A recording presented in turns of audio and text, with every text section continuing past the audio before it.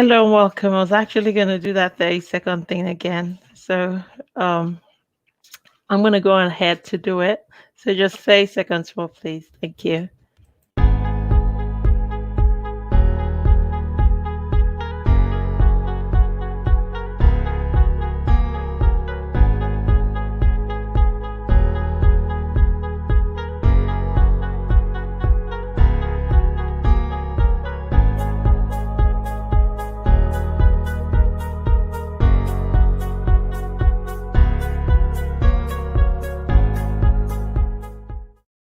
Hey, we're back. Hello, everyone. Welcome to Ladies Corner with T. So, what we do at Ladies Corner is we give visibility and publicity to women, and we try to support like women helping women, sisters supporting sisters. And tonight, I'm excited to say we've got a sister.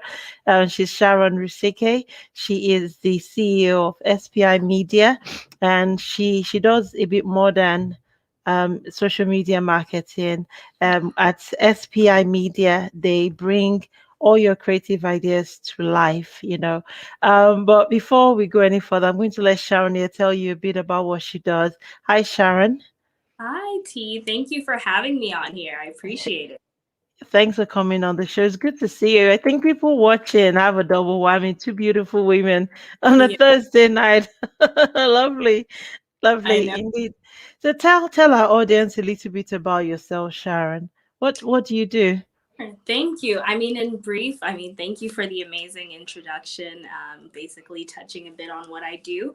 My name is Sharon Rusike. I am a 24-year-old entrepreneur. I operate a creative marketing studio called SPI Media Group here in Edmonton. So what we do is we create websites, help brands create content for their social media pages. I also am a content creator, so I do take content pictures for brands and work with brands in different areas to help them bring some content together for their audience. And yeah, that's the majority of what I do. And coming up now, I have a podcast that I'm starting that's going to be talking about business from an introvert's perspective, because I am quite introverted. So I feel like we live in a world that's very extroverted, and it's nice to have some perspective from people that are a little bit more quiet and reserved, and to hear how you navigate the business world in that kind of personality. And I've got a YouTube channel coming out, so I'm pretty busy with a lot of different things. I've got another business coming up that's going to be launching in April. So yeah, keeping busy. Oh, that's exciting. And you're only just 24 years old. Fast track to when you're 34. God knows what you'll be doing then. I'm I hope excited. so. I hope so. I'm sincerely excited for you. But you're 24. And I think I just probably finished my master's at 24. I'm asking you, how did you get into business? How did you decide that creative social marketing was your thing? And why are you staying in business at 24? Girls your age are maybe not still partying, but I don't know. Why is it creative marketing? Well, my business journey started with my parents. My parents have always been very entrepreneurial. I'm from Zimbabwe, so I was born in Zimbabwe. My parents took the brave decision to come to Canada when I was just 5 years old. And they left behind businesses they had down there, and they decided to start up a business when we first moved to Montreal in 2001, which was a catering company. And I got to see my parents kind of navigate that life and grow their own business, and now they have a business in the Northwest Territories, a security company. And my siblings also are very entrepreneurial. My sister's in real estate, my brother is in venture capitalism, so it's just surrounded around a lot of business.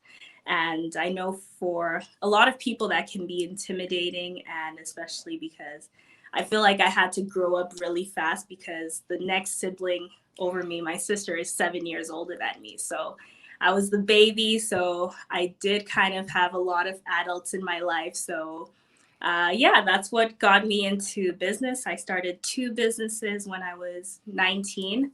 I learned a big lesson from them. One of them was a cleaning company. The other was a concierge service. And I learned how to become a leader and how to manage a team under me.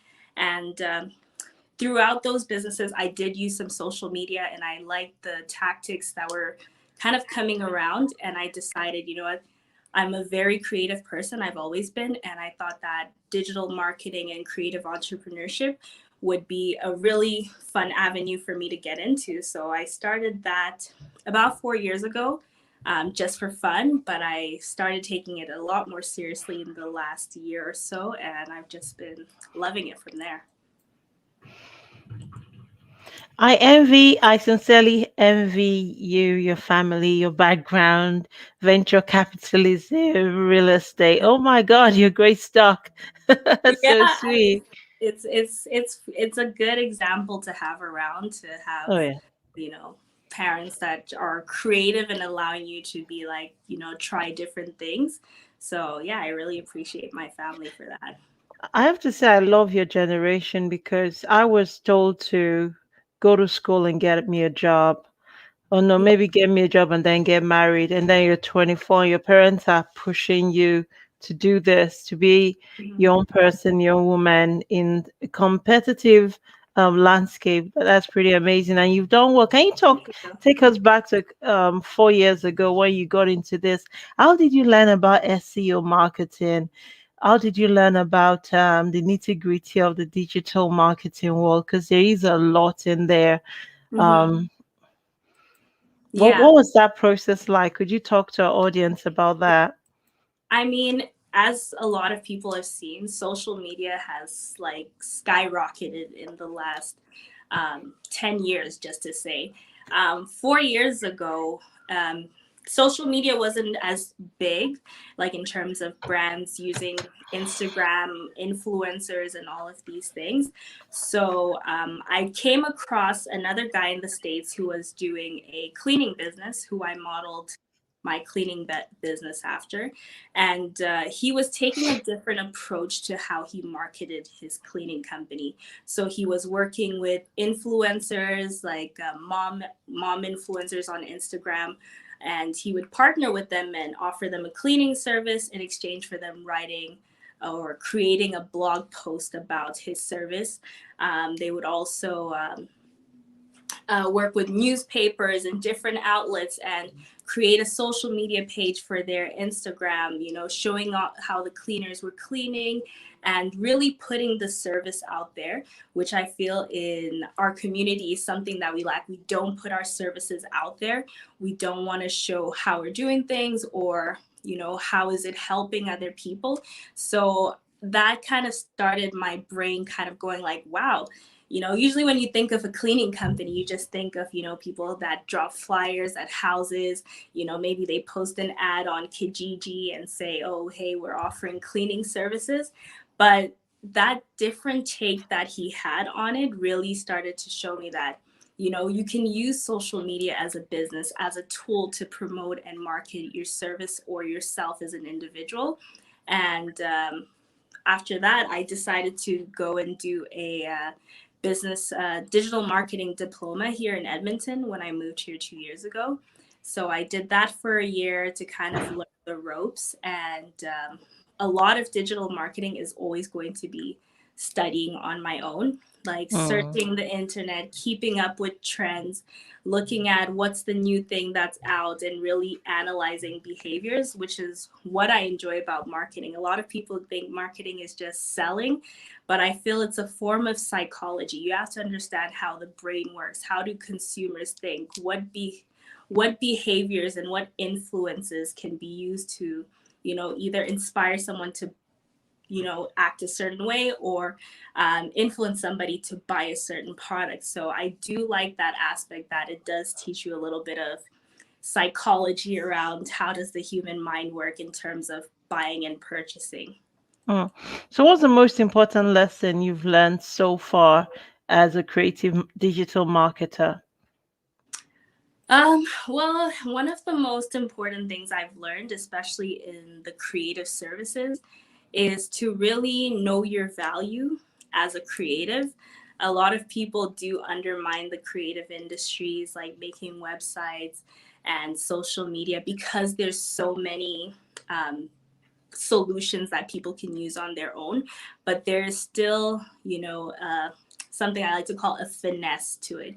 You know, somebody who studied it and looked and has really learned it is able to tailor the services and really knows what to look at than if somebody just woke up and said, I want to make a website. You know, it's really understanding your value as a creative and knowing what you bring to the table and not letting anybody dictate that to you, and just being confident in your service. I think confidence has always been a big thing for me to learn, especially as an introvert, to just be, you know, confident in what I do, confident when I offer my services, and making sure that I'm honest and authentic about what I can offer and what I can do, and not overselling and under giving, but, you know, giving Hmm. my all every single time.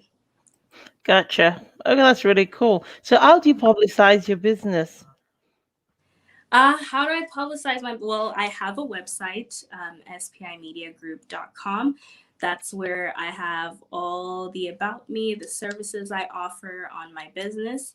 I do also have my personal Instagram page where I do post some content about my business journey and just some words of advice for young entrepreneurs or entrepreneurs alike that are looking to pursue a career in digital marketing or even just in business in general.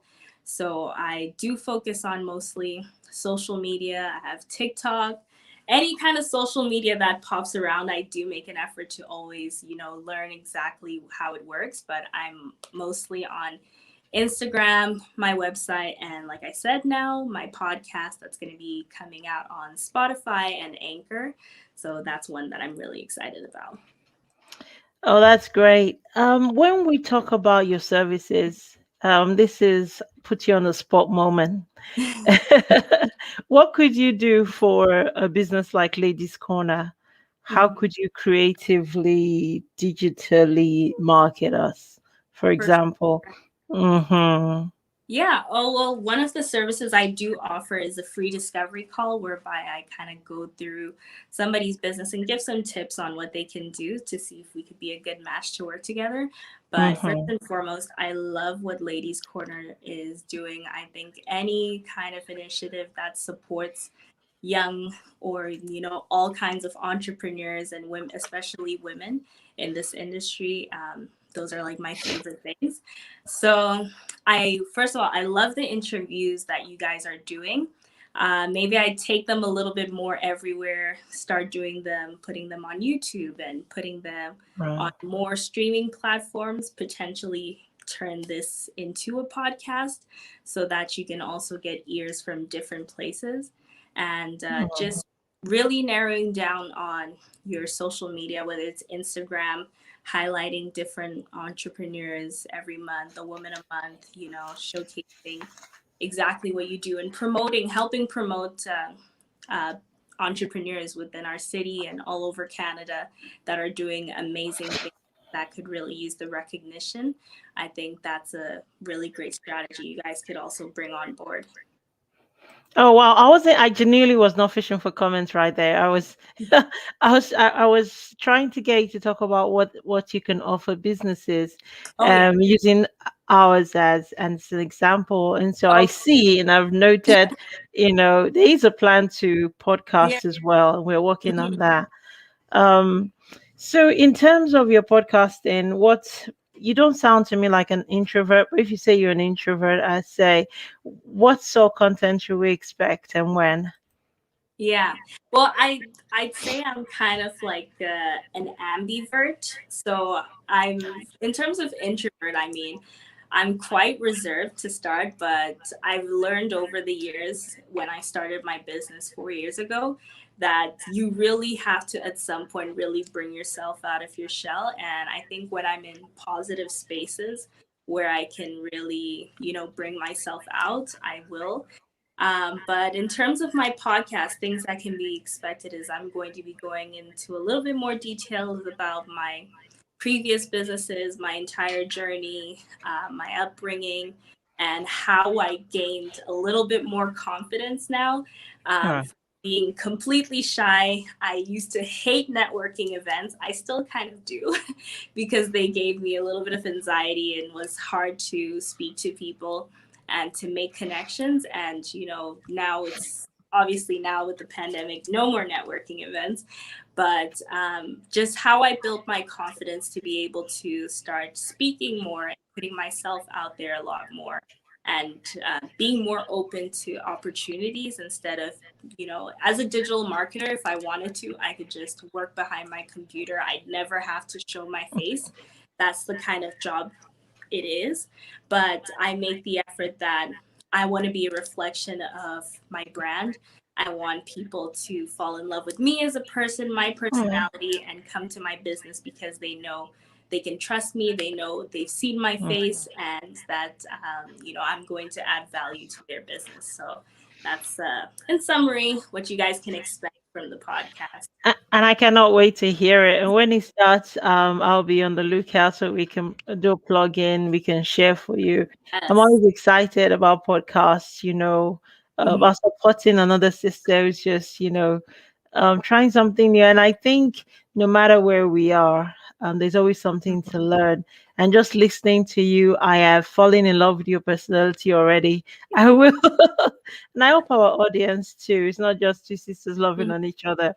They can, look into spimediagroup.com, and see what they can buy from you and how they can support local businesses, especially your business. People say this pandemic has been very hard, especially this city. It's been that women have been the hardest hit. How Mhm. did you do business in the pandemic? And would you say business has been hard this city this season? Has it been hard to do business in Edmonton since the pandemic, during the pandemic, even now? Your thoughts? Yeah, I mean, business definitely did feel different when the pandemic first hit. I had so many plans. I was looking to expand and grow even into outside of Edmonton, Calgary, different cities. So I did have a lot of travel planned for that year. So when all of that was kind of cut and put to a halt, it really, I had to take a month where I just shut down completely. I was processing. I was trying to figure out and understand how to continue, how I wanted my business to change. And, I'm grateful that the business that I'm in is mostly digitally based. I can work remotely from home. So it wasn't too affected.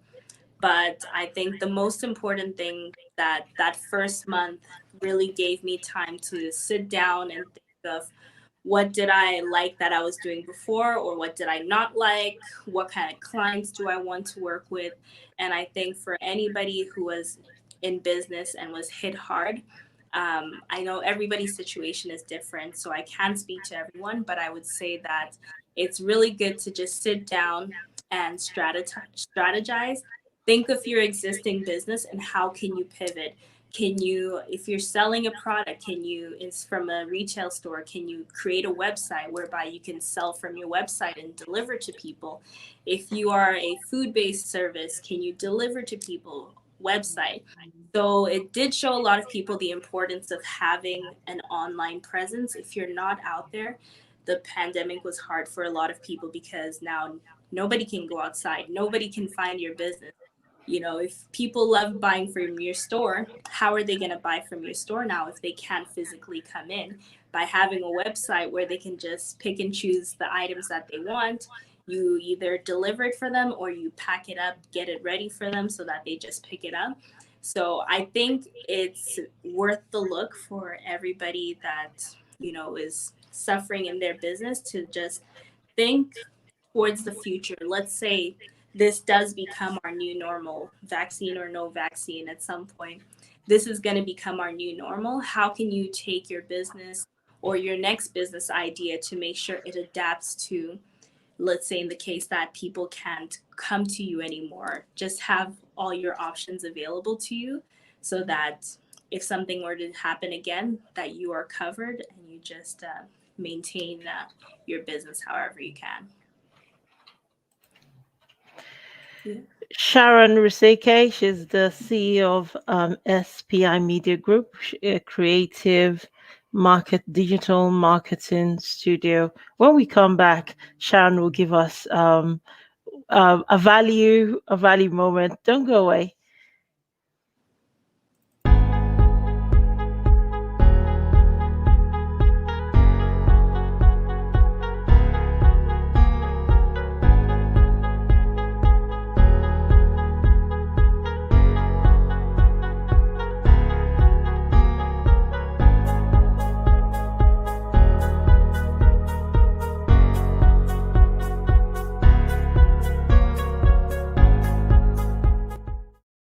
Hey everybody, this is Ladies Corner with Tia. My guest tonight has been Sharon Rusike. She's 24. She lives in Edmonton and she's just been incredibly awesome. I'm so excited about your business. She's starting a podcast on YouTube, part of her empire shortly. So let's all look out for that to support her. Now, before you go, Sharon, YouTube is a hard one to crack in terms of getting subscribers, in terms of even getting people to watch your content. What are your tips for cracking YouTube? My general tip for any social media platform where you're looking to grow your audience is take your time. I know a lot of people think, I'm going to get on YouTube and next thing I'm going to become viral. I'm going to get 10,000 followers. It doesn't work that way. A lot of people that are on social media, it has taken them years and years and years to get to that level. I know, we're in an age where people can buy followers, people can buy engagement, people can fake these things, Hmm. but at the end of the day, you can still see through it. So if you really want to build your brand on social media, make sure you are engaged in your community. Make sure you have supporters that are happy to, follow, subscribe to your page, that are going to share your content. Also, sit down and analyze your content. Is it interesting? Are you keep making stuff that's going to keep people coming back for more? And you know what, just be consistent. Don't do it for 1 week and then stop and then start again. People love consistency. They want to see you again and again, even if it's just once a week. Even with social media or Facebook posting, just some kind of consistency, and keep at it, keep going, keep adding value, and it'll eventually work out. There's always an audience for every type of content. There's no one who doesn't want to listen to you. There's always going to be somebody who shares your experience, who shares your thoughts, who shares your journey, that's going to be looking for somebody to be like, wow, I didn't know I was going through that by myself, but there's somebody out there, So there's always people that are looking to learn, listen, and hear whatever it is you have to say if you want to share it. I have to say, that's really wise. Thank you, Sharon. That's really, really wise. Stay Thank you. consistent, keep adding value, think about Mhm. your content. Are you keeping it real? Is it interesting? And there's always, this is my best bit, there's always going to be someone out there like you who wants to hear you. Thank you ever so much. Now, what books are you reading? Are you able to read anything? Are you able to read? Could you share what you're reading? Um, I just started reading a little bit more this year. One book I've been reading was Relentless by Tim Grover, which is a book that speaks about, having a personality that is relentless. And relentless is somebody who continues to persist and, follow after whatever it is that you want to do. Another book I'm looking to read is Atomic Habits. And another really great book I would say everybody should read is The Slight Edge. It's a really incredible book that just talks about the slight edge in life that you have to take whenever you aspire for anything. It doesn't matter whether it's your fitness, it's your business, it's just any kind of improvement in your life. It's the small choices you make every day. Like, am I going to take the elevator or should I take the stairs if I know I want to get fit, right? It's that slight edge of choice that you make each time that's going to take you further down the line. That's why Atomic Habits is also a great book. Like, anything that kind of helps you develop yourself. I'm a big fan of self-development books, and even just any type of biographies from people that I admire. Michelle Obama's book was a great read. Anybody that I admire, it's always a lesson always comes out of it that I can take, that I can use to improve myself, to become a better person, or to become a better business owner, or a friend, or just human being in general. So yeah, those are the books I've been reading. You're amazing, Sharon, and I hate to let you go, but we've come to where we have to say Absolutely. goodbye. Sorry? I said thank you for having me. I've enjoyed the time. Absolutely, and it's gone ever so quickly as well. I was going to say something. Okay, yeah. Where can people find you? Do you want to tell people where you are online, how Mhm. they can get a hold of you, and could you remind our audience as well of what you can do for them? Yes, for sure. You can find me personally on Facebook and on Instagram, Sharon Rusike. My Instagram handle is Sharon F. Rusike. You can also find me on YouTube under the same name. And my podcast is going to be coming out hopefully on Sunday. So you can find it on Share SPI Podcast on Instagram. And but yeah, all my information in terms of my professional services, in terms of web design, social media marketing, social media management, strategy development, one-on-one coaching for your me social media needs, you can find it on my website, spimediagroup.com. And yeah, if ever you have any questions or anything you just want to chat, I'm always super responsive on Instagram. So Sharon F. Rusike will link you to my entire world of social media. That's where you can find me. So Instagram is the best way to get a hold of me. All right, Sharon, thank you ever so much for coming on to Ladies Thank Corner with T. We wish you all the best with your video, with your endeavors, and especially with your business. And we hope our audience, at least they check out your website and what you can do for them. So thanks again for coming on to Ladies Corner. At 7:30, we've got Yolene Nado. She's coming on to Ladies Corner. What else are you doing? Don't go away. Thanks everyone for watching. Thanks, Sharon.